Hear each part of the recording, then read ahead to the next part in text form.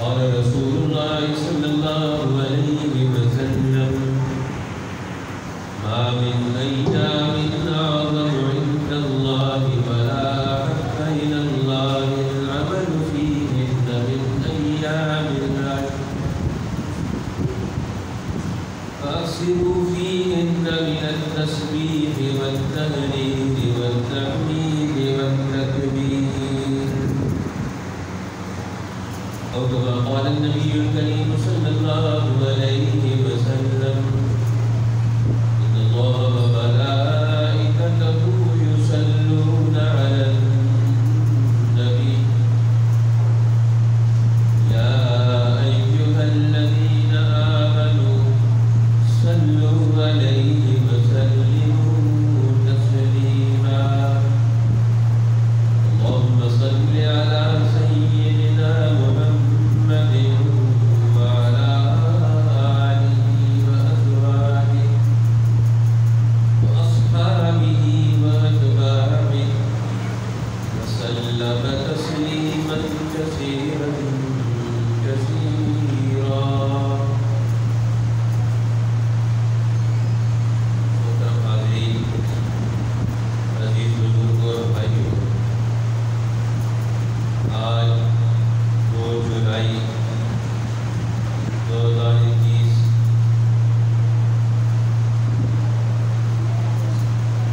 اور ذی-القعدہ کا آخری عشرہ 1442 ہجری کا یہ جمعہ المبارک ہے۔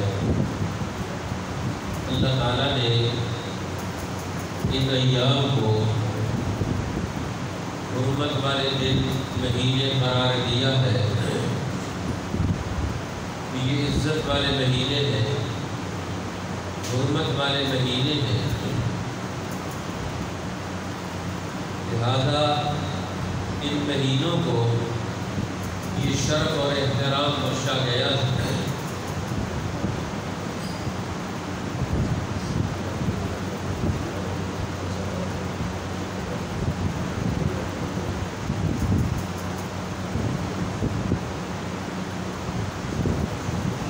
چونکہ ذی الحجہ کی یہ 10 دن اور ان کا خلاصہ پھر 10ویں ذی الحجہ، 11ویں اور 12ویں ذی الحجہ،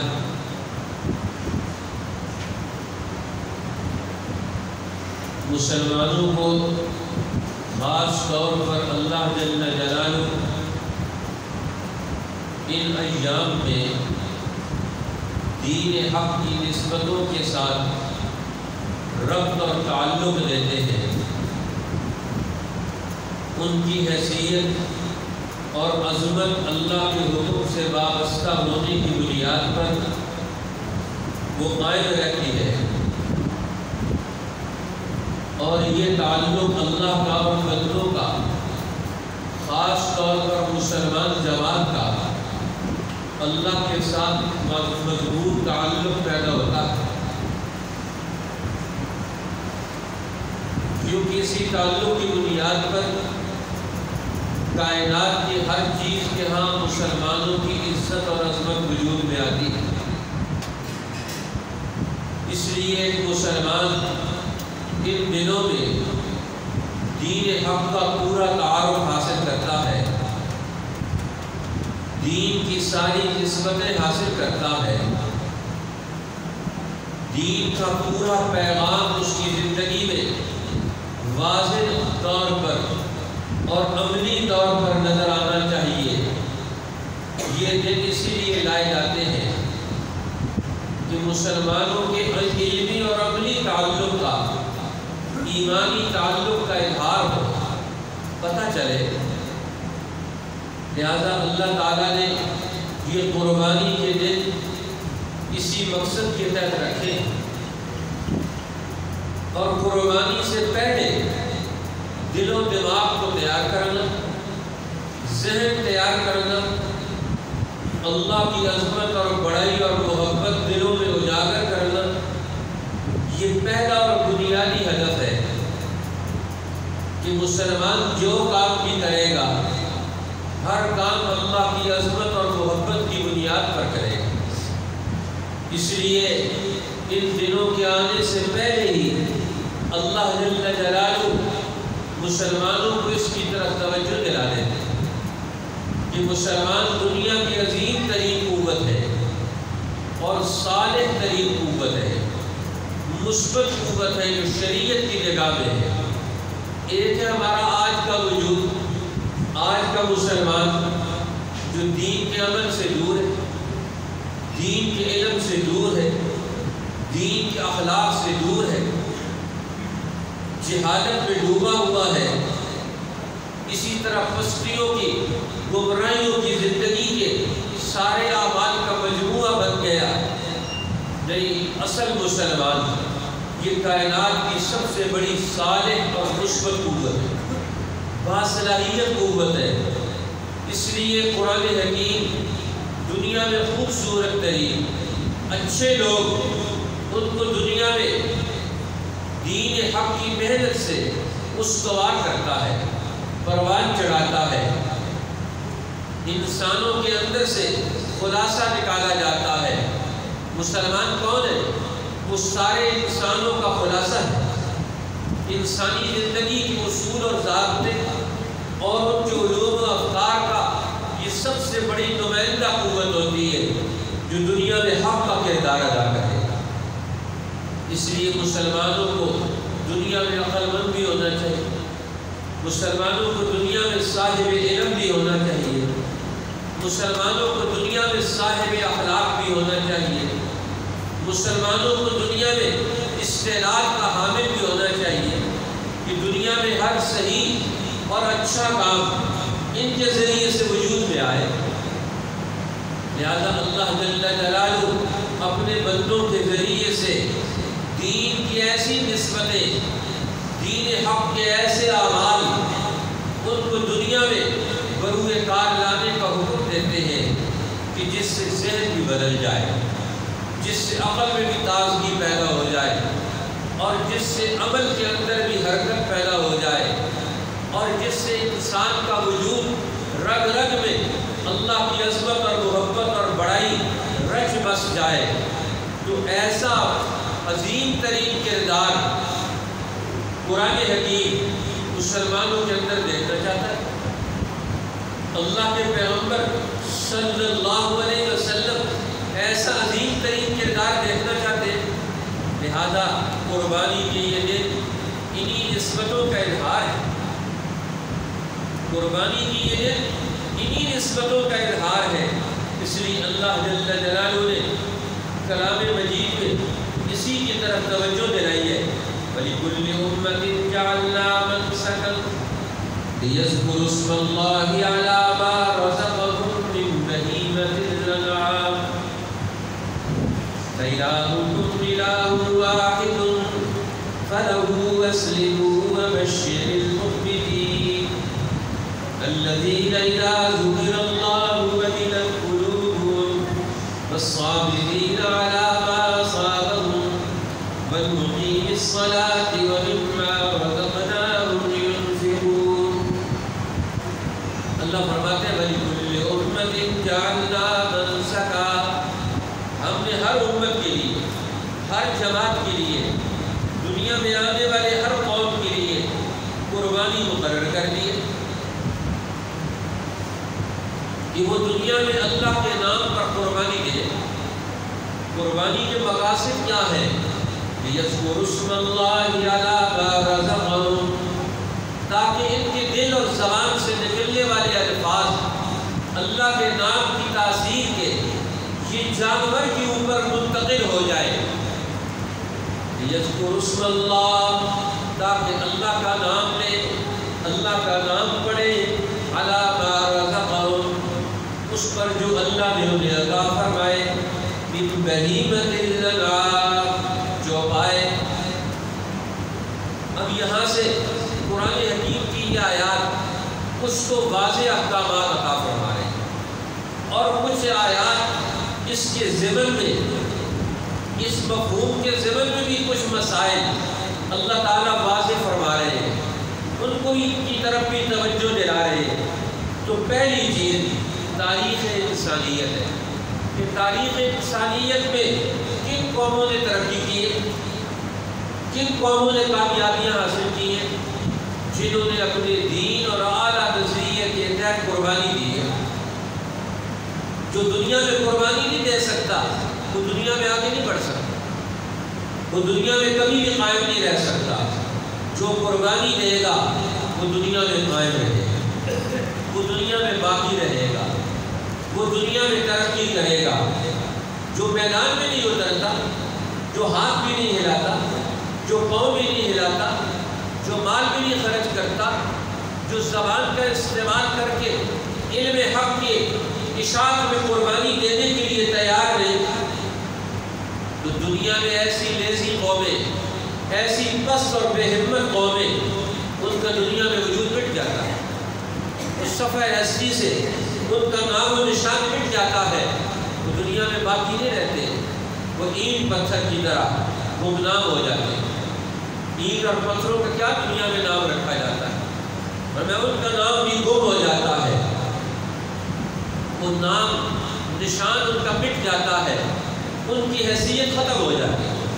اس لیے جو قوم دنیا میں اپنے دین اور اپنی قومی اور اجتماعی زندگی کے لیے قربانی دینا جانے گی تو اللہ اسی قوم کو ترقی دے گا، اسی کو کامیاب کرائے گا، اسی کے ساتھ مدد کرے گا، اسی کے ساتھ اللہ کی رحمتیں، برکتیں، عنایات اسی کی طرف متوجہ ہوگی. اس لیے قرآن حکیم کی چھوٹی سی صورت میں اللہ تعالیٰ نے اس مسئلے کو اور زیادہ واضح کر دیا، جس کا نام سورۃ الکوثر ہے. فرمایا اِنَّا أَعْطَيْنَاكَ الْكَوْثَرَ، بے شک ہم نے میرے پیغمبر آپ کو کوثر عطا کی. کوثر کثرت سے مبالغے کا صیغہ، ہم نے آپ کو کوثر عطا کی.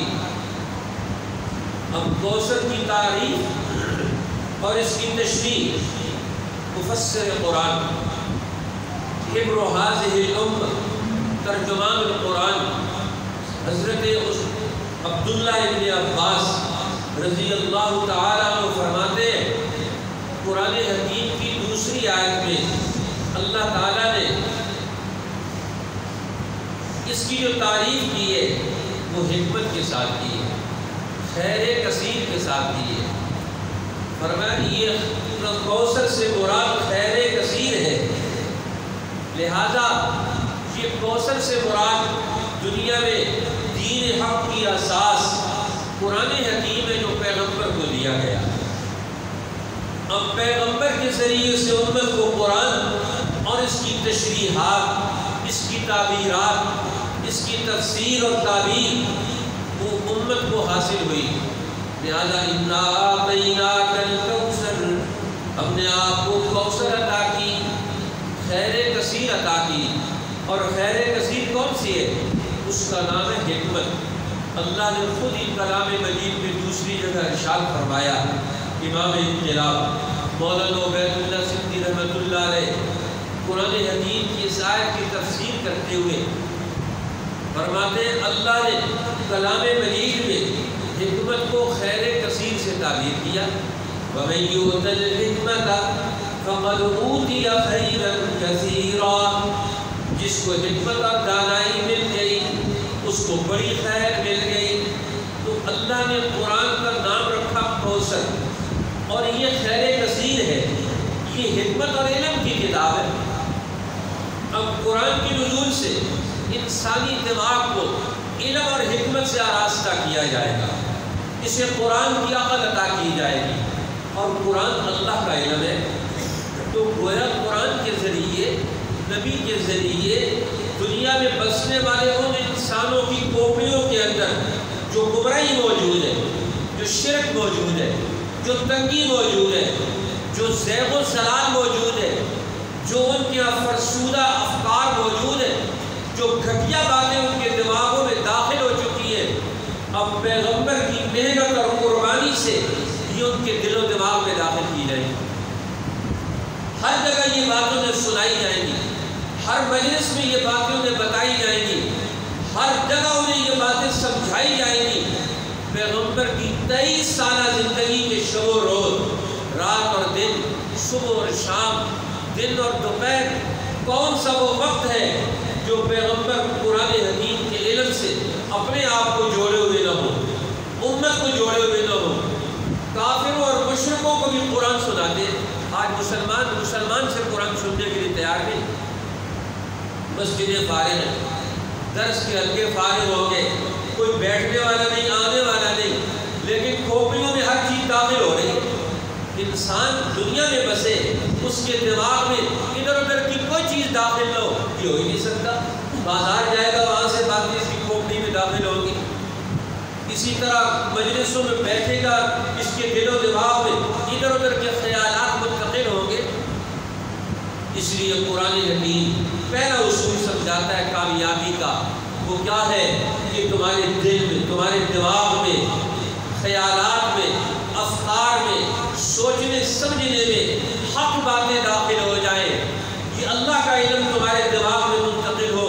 اِنَّا أَعْطَيْنَاكَ الْكَوْثَرَ, میرے پیغمبر ہم نے آپ کو کوثر عطا کی, خیر کثیر عطا کی, حکمت اور دانائیوں سے گفتگو کرنے والا کلام اللہ ہم نے آپ کو عطا کیا, جو کائناتوں کے حقائق بھی واضح کرتا ہے, انسان کا مبدا اور تخلیق بھی واضح کرتا ہے, اس کی دنیا کی زندگی کے احوال بھی بیان کرتا ہے, اس کی زندگی کے سارے مرحلوں میں اس کی ضرورتوں کو بھی بیان کرتا ہے, اس کی ضرورتوں کی تکمیل کے راستوں کو بھی بیان کرتا ہے. فرمایا اب آپ نے کیا کرنا ہے قرآن کے آ جانے کے بعد؟ اس دماغ میں جب قرآن داخل ہو گیا تو اب یہ دماغ جسم کے اندر ہے, اب یہ جسم کو آرڈر کرے گا, یہ جسم کو بتائے گا, جسم میں نئے احساسات پیدا ہوں گے, نئے ادراکات پیدا ہوں گے, نئے خیال جنم لیں گے جو قرآن کے علم سے, اس کی آیات سے پھوٹ رہے ہوں گے. آج مسلمان کے دل میں خیال کہاں سے پھوٹتا ہے؟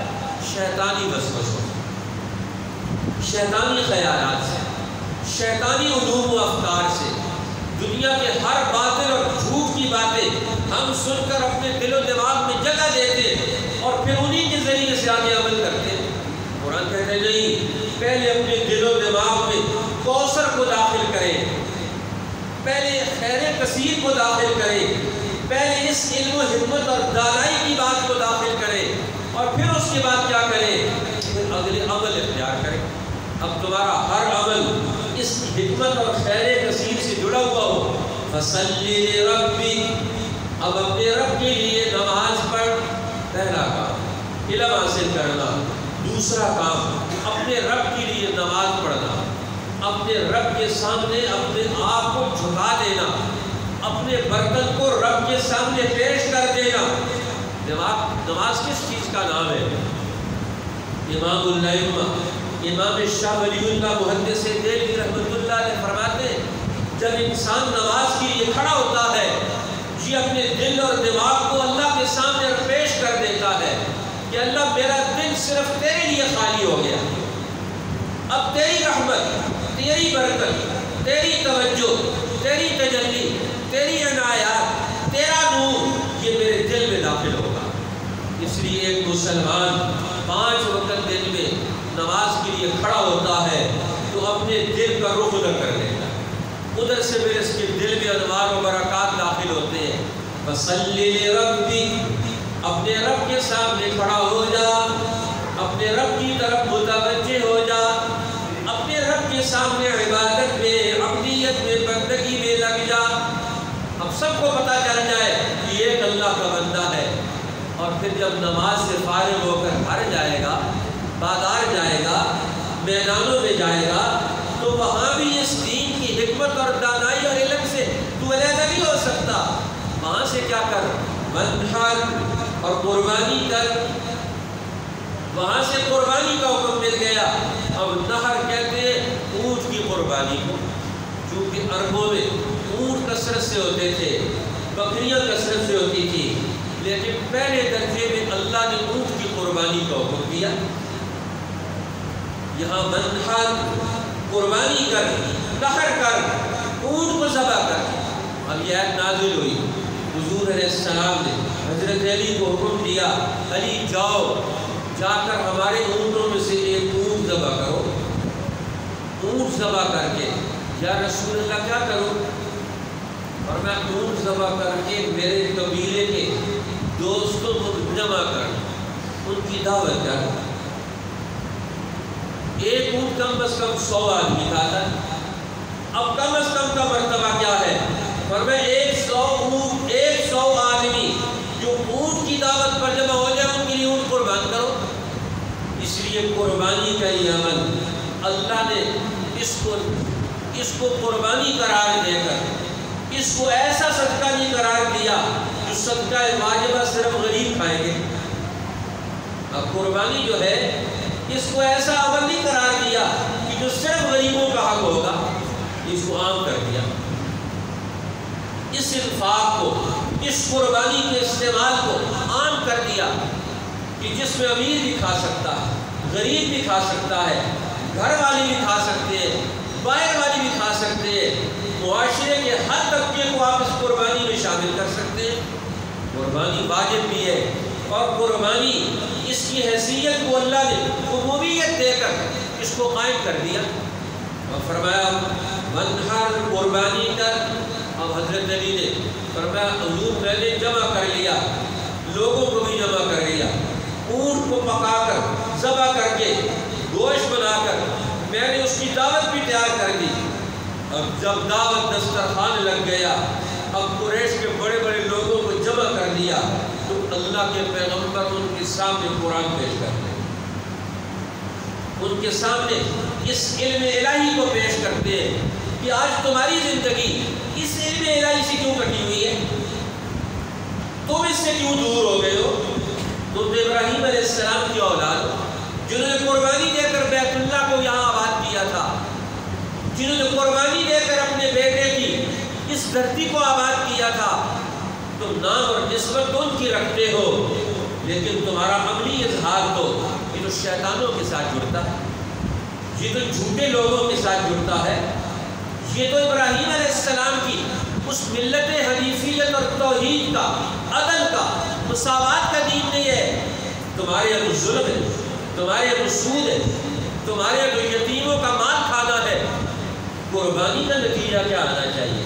فرمایا قربانی کر کے اس قربانی کے عمل کے ذریعے سے انہیں قرآن کے علم کی طرف لے کر آئے کہ آپ کا مال کہاں خرچ ہو رہا ہے. سچے اور صحیح علم کو انسانوں کے دل و دماغ میں منتقل کرنے کے لیے خرچ ہو رہا ہے کہ نہیں ہو رہا؟ انسانوں کے لیے رزق حلال پیدا کرنے کی محنت کے لیے صرف ہو رہا ہے کہ نہیں ہو رہا؟ ابراہیم علیہ السلام کی ایک قربانی کے عمل سے پورے سال امت کے بے شمار لوگوں کے لیے رزق حلال کمانے کا راستہ پیدا ہو جاتا ہے. اب قربانی کا عمل یہ رزق حلال کا راستہ کھولتا ہے. دین کا ایک عمل پوری دنیا کی معاشی منڈیوں کو، سرگرمیوں کو، مال و دولت کے لین دین کو وجود میں لے کر آتا ہے. اب قربانی کے لیے لوگ جانور خریدتے ہیں، جانور پالتے ہیں، جانوروں کی چیزیں لے کر آتے ہیں، ان کو منڈیوں میں منتقل کرتے ہیں، منڈیوں سے منتقل ہو کر گھروں میں جاتے ہیں اور گھروں سے پھر انسان اس کے دل اور ارادے کے ذریعے سے ایک نیا دور یہ انسانی عمل کا حصہ بن جاتا ہے. جانور ہے لیکن ایک وقت آتا ہے کہ انسان کی نیت اور ارادہ بدلنے سے یہ نیک عمل بن جاتا ہے بندے کا. اس کا ذبح کرنا یہ بندے کا نیک عمل بن گیا. اللہ کہتے ہیں بندے تو اپنی حیثیت پہچان، تو اپنے ارادے کو پہچان، تو اپنے دل و دماغ سے اٹھنے والے خیال کو پہچان. تو اللہ فرماتے ہیں وَلِكُلِّ أُمَّةٍ جَعَلْنَا مَنسَكًا، ہم نے ہر امت کی ترقی کے لیے، کامیابی کے لیے، بقا کے لیے، ان کے اجتماعی وجود اور شعور کے لیے جعلنا منسکا، ہم نے قربانی کا ایک عمل متعین کر دیا، ان کے لیے قربانی کا ایک دور متعین کر دیا. اور قربانی میں وہ کیا کریں گے؟ لِيَذْكُرُوا اسْمَ اللَّهِ، وہ اللہ کا نام لیں گے. پہلی چیز انسان کے دل میں اللہ کا علم منتقل ہو. دوسری چیز اس کے دل اور اس کی زبان سے اللہ کا نام وجود میں آ جائے. اس کے دل اور زبان کا تعلق وہ اللہ کے نام کے ساتھ جڑ جائے، اللہ کے نام کے ساتھ جڑ جائے. لِيَذْكُرُوا اسْمَ اللَّهِ، ہر چیز پر یہ اللہ کا نام لے، ہر چیز پر یہ اللہ کا نام لے. قربانی کے یہ دن آتے ہیں تو ان دنوں میں مسلمانوں کو پریکٹس کروائی جاتی ہے۔ اللہ تعالیٰ اپنی نگرانی میں لے آتے ہیں کہ یہ دن تم نے میری نگرانی میں، میرے پیغمبر کی نگرانی میں، عبادت میں، ذکر میں، اپنے دل و دماغ کو میرے نام سے وابستہ کرنے میں، جوڑنے میں تم نے یہ 10 دن گزار دیں۔ ہمارے یہاں پھر ہم 10 دن اسی طرح گزار دیں جس طرح سارا سال گزرتا ہے۔ قرآن کہتا ہے یہ 10 دن تمہارے صحیح گزرنے چاہیے، نبی کہتے ہیں یہ 10 دن تمہارے عبادت اور تربیت میں گزرنے چاہیے، اور ہم پھر ان کو کہاں گزار لیتے، پھر ان دنوں کو ضائع کر لیتے۔ اس لیے حضور نے فرمایا ما من ایام، حضرت عبداللہ ابن عباس کی روایت، امام طبرانی نے اس کو نقل کیا، قال رسول اللہ صلی اللہ علیہ وسلم، رسول اللہ نے فرمایا ما من ایام اعظم عند اللہ، کوئی دن اللہ کے یہاں بڑے عظمت والے نہیں، ولا احب الی اللہ، اور نہ اللہ کو زیادہ محبوب ہو، العمل فیہ، کہ ان میں نیکی کا کوئی کام کیا جائے، من ایام العشر، ان ذی الحجہ کے 10 دنوں سے، اور میں جب یہ 10 دن آئے تو پھر تم کیا کرو، فاکثروا فیہن من التسبیح والتہلیل والتحمید والتکبیر، تو کثرت سے تم تسبیح کرو، تحلیل کرو، تحمید پڑھو، تکبیر پڑھو۔ اس لیے حضرات مفسرین محدثین فرماتے ہیں ذکر کی کئی قسمیں ہیں، ان میں سے یہ 4 قسمیں تو یہاں آ گئی، باقی قسمیں بھی ہیں۔ تسبیح پڑھو، سبحان اللہ کہو، تحلیل لا الہ الا اللہ کہو، تحمید الحمدللہ کہو، تکبیر اللہ اکبر کہو۔ تو یہ دن کثرت سے اللہ کے ذکر کے ہیں۔ جب انسان مومن بندہ مومن ذکر کرتا ہے، اس کے دل کی کھیتی تیار ہوتی ہے، اس کے اندر کا اجاڑ ٹوٹ جاتا ہے، اندر کی ویرانی ٹوٹتی ہے اللہ کے ذکر سے۔ جس طرح انسان ذکر کرتا ہے تو یہ اپنی زمین کی گوڑی کرتا ہے، اندر سے جڑی بوٹیاں جو نیگیٹو ہیں، جو جڑی بوٹیاں زہریلی ہیں، وہ اندر سے نکالتا ہے۔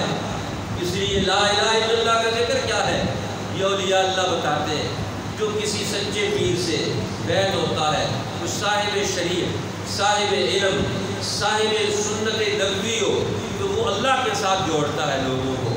اس لیے وہ کہتا ہے لا الہ الا اللہ کثرت سے پڑھو، اور لا الہ الا اللہ پڑھتے تو کیا ہوتا ہے، پہلے ہر غیر کی نفی ہوتی ہے دل سے، اے اللہ میرے دل میں ہر غیر کو میں نے نکال دیا، لا الہ، کوئی الہ نہیں، کوئی معبود نہیں، کوئی حاکم نہیں، کوئی تعظیم کے لائق نہیں، کوئی محبت اور سرشاری جس کی محبت میرے دل میں جاگتی ہو جائے، کوئی ایسی شخصیت نہیں، کوئی ایسا وجود نہیں، کوئی کائنات کی ایسی چیز نہیں جس کو اپنے دل و دماغ میں محفوظ کر کے میں اس کو اپنے یہاں جگہ دے دوں، الوہیت کے مرتبے تک میں اسے پہنچا دوں اپنے دل و دماغ میں۔ لا الہ، کوئی الہ نہیں، کوئی بڑا نہیں، ہر ایک کی بڑائی کا انکار ہے، یہ اندر سے گوڑی کرتا ہے، جڑی بوٹیاں نکالتا ہے، مال کی محبت، دولت کی محبت، اولاد کی محبت، اقتدار کی محبت، شیطانوں سے تعلق، ہر تعلق کو یہ توڑ کر اللہ، دل پر یہ اللہ کی ضرب لگاتا ہے کہ اللہ تیرا انعام میرے دل میں کافی ہے، اب تیرے سوا کسی سے کوئی تعلق نہیں۔ اس لیے حضور نے بھی فرمایا یہ کثرت سے ذکر کرو ان دنوں میں، تمہارا دل بدلے، تمہارا دماغ بدلے، تمہارا ذہن بدلے، تمہارے سوچنے سمجھنے کے انداز بدلے، تمہارے اندر ایک نئی ایمانی قوت پیدا ہو، ذکر سے نئی قوت پیدا ہو، انسان کے اندر ایک نیا نور ایمان داخل ہوتا ہے۔ اس لیے قرآن حکیم کی آیات جو قربانی کے متعلق ہے اس کو مزید واضح کرتی ہے۔ فرمایا یذکر اسم اللہ، یہ اللہ کا نام دل کے اندر اپنی تاثیر پیدا کر کے یہ ماہر واپس تمہاری زندگی میں بھی اپنا اثر ڈالے۔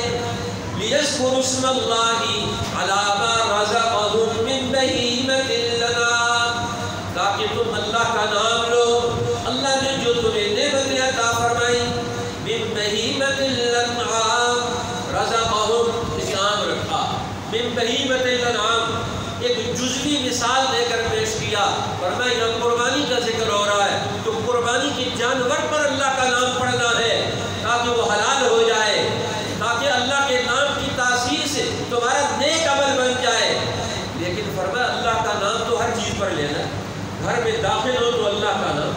سے نکلے تو اللہ کا نام، ایک دوسرے سے ملے تو اللہ کا نام، ایک دوسرے سے جدا ہو تو اللہ کا نام، کاروبار میں داخل ہو تو اللہ کا نام۔ مسلمان ہر کام میں ہاتھ ڈالنے سے پہلے بسم اللہ پڑھتا ہے کہ اللہ کے نام سے شروع کرتا۔ اس لیے فرمایا جس کام میں بسم اللہ پڑھ کے آپ اس کو شروع کریں وہ کبھی ختم نہیں ہوگا، آپ اس کو استعمال کرتے ہیں، اللہ اس میں برکت ڈالے گا۔ لِيَذْكُرُوا اسْمَ اللَّهِ، تاکہ وہ اللہ کا نام لے، ان کی زبان ہر وقت اللہ کے نام سے سرشار ہو۔ ایک صحابی آئے، اللہ کے پیغمبر مجھے کوئی جامع بات بتا دیں، میں ہر وقت اس کو کرتا رہوں، مختصر سی بات ہو۔ وصیت فرما دی حضور علیہ السلام نے فرمایا لا یزال لسانک رطبا بذکر اللہ، تیری زبان ہر وقت اللہ کے ذکر سے تر رہے۔ یہ وصیت ہے، جتنا فارغ وقت مل جائے تجھے اپنے ضروری کاموں سے، تیری زبان ہر وقت اللہ کے نام سے یہ تر رہنی چاہیے۔ یہ زبان کا یہ ٹکڑا، اس کو اللہ کے نام سے آشنا کر دو، اس کو اللہ کے نام سے متعارف کروا لو کہ تمہاری زبان پر ہر وقت یہ اللہ کا نام جاری ہو جائے۔ تو فرمایا ان دنوں میں کثرت سے ذکر کو کرو۔ اللہ ہمیں ان دنوں کے جو اعمال ہیں، ان دنوں کا جو سبق اور پیغام ہے، اسے پکا پکڑنے کی توفیق عطا فرمائے۔ باقی اگلے دنوں میں انشاءاللہ بیان کریں گے۔